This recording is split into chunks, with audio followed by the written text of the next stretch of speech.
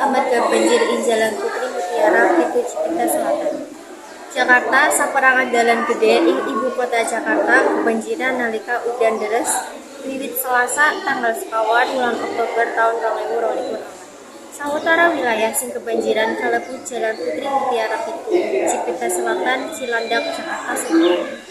Sing kebanjiran banjir nganti sedang nempel amarga digawe gorong-gorong listrik sing ngalangi banyu mili menyang saluran. Aku kira sing nyebabake banjir uga amarga gorong-gorong gas.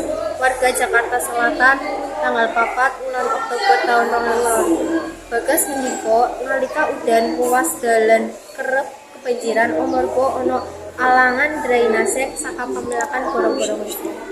Malah ora jarang para sopir mobil lan motor sing terpaksa nyebrang wilayah kasebut liwas amarga banjir sing dhuwure watara 6 cm.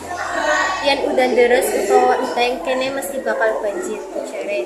Sawentara iku petugas infrastruktur lan sarana umum PPSU bebarengan warga nulungi para sopir motor sing kecemplung banjir ing lokasi kasebut. Alasane akeh pengendara sing kejebak ing tengah banjir amarga kendaraane mati amarga kepeksa liwat banjir.